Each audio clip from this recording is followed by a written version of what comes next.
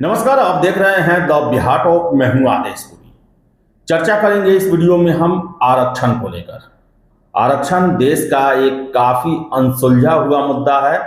बार बार राज्य सरकारों के द्वारा, केंद्र सरकार के द्वारा, विभिन्न हाई कोर्ट के द्वारा, सुप्रीम कोर्ट के द्वारा इसे सुलझाने की कोशिश की जाती है, लेकिन फिर भी ये अनसुलझा ही रहता है, हमेशा विवाद होता है।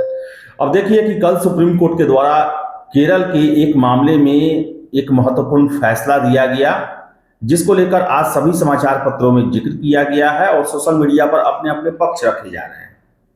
मामला क्या है? मामला यह है कि केरल के एक मामले की सुनवाई करते हुए सुप्रीम कोर्ट के द्वारा यह फैसला दिया गया कि कोई भी आरक्षित वर्ग का कैंडिडेट अगर वो जनरल के बराबर अंक लाता है तो उसे जनरल समझा जाए, और जिस आरक्षित वर्ग से आता है उसका वो सीट उसके बाद के योग्य कैंडिडेट को दिया जाए। यानी कहने का मतलब है कि कोई एससी कैटेगरी का छात्र अच्छा प्रदर्शन करता है और जनरल के बराबर अंक लाता है तो वो जनरल हो जाएगा, और उसका जो एससी का जो दावा है वो उसके बाद जो योग्य है उसके लिए उस कैटेगरी से उसका चयन होगा। ये फैसला दिया गया।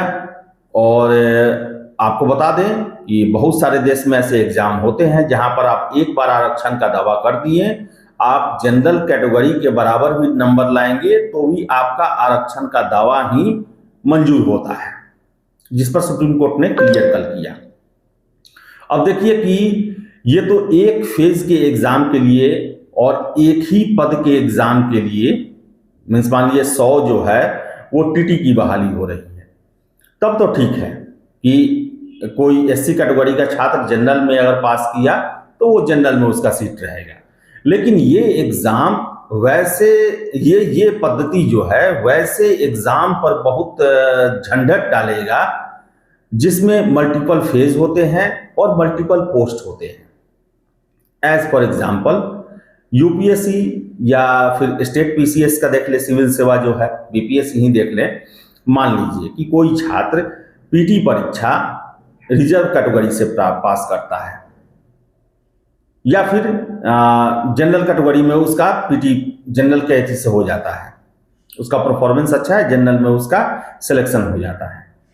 फिर वो मेंस देगा तो क्या मेंस में उसका exam as a general cut off बनेगा या फिर रिजर्व कैटेगरी बनेगा?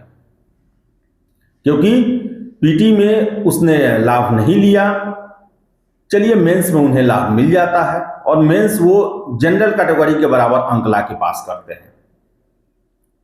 फाइनल भी उनका हो जाता है, मानिए फाइनल में भी वो जनरल कैटेगरी के अंक लाकर पास करते हैं, तो क्या सर्विस प्रेफरेंस में उनको आरक्षण का लाभ दिया जाएगा?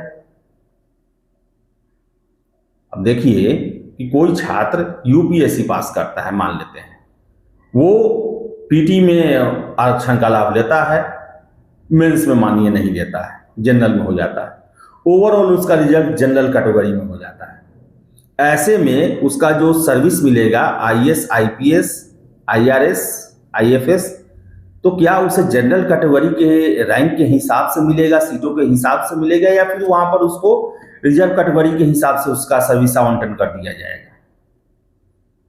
क्या वहां पर उसका परफॉर्मेंस देखा जाएगा या फिर वो जिस आरक्षित वर्ग से आता है वो देखा जाएगा?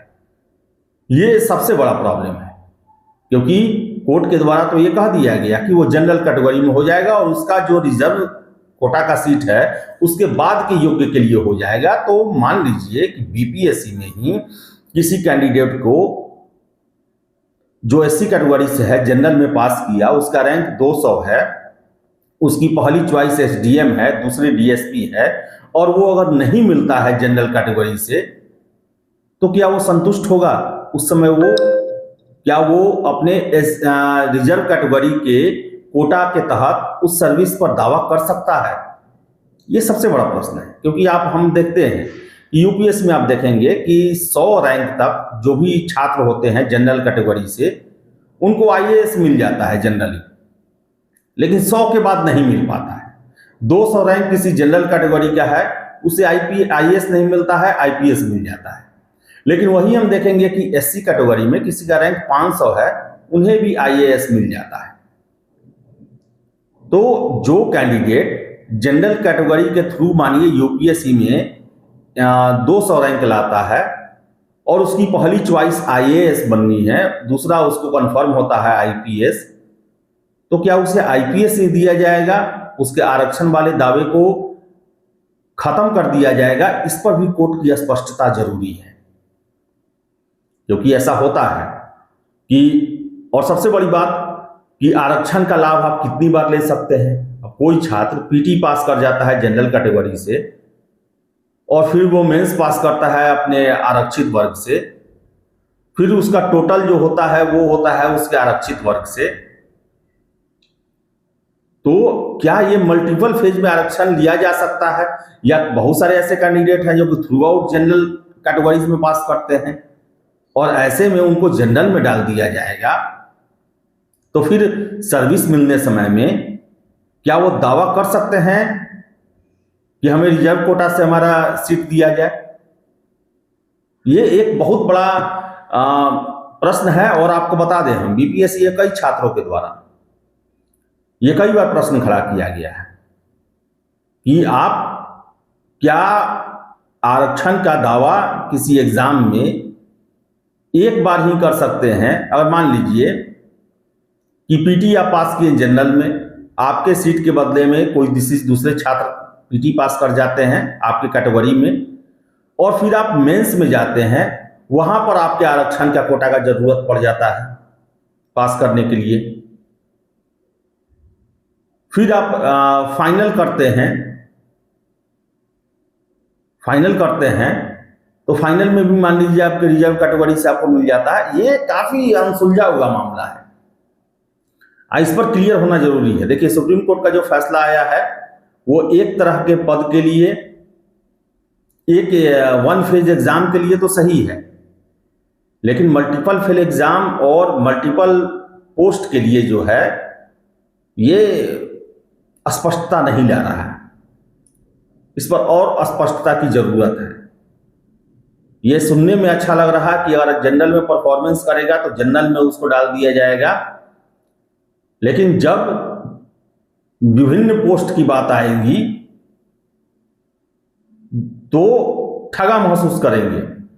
अब आप ही सोचिए कि कोई एससी कैटेगरी का छात्र यूपीएससी पास करता है जनरल के थ्रू, उसका रैंक 300 आता है, उसे आईपीएस आईएएस नहीं मिलता है, आईआरएस मिलता है, और वही आरक्षण का दावा करने वाला जो आरक्षण से पीटी पास किया, मेंस पास किया, फाइनल भी रिजल्ट आरक्षण से आया, 500 रैंक है और उसको आईएएस मिल जाएगा,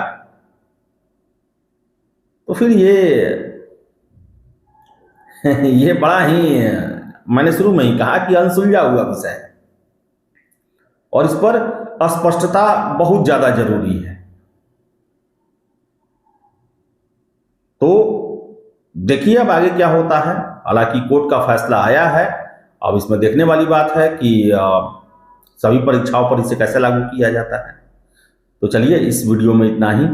वीडियो पसंद आए लाइक शेयर करें, हमारे चैनल द बिहार टॉप को सब्सक्राइब जरूर कर लें।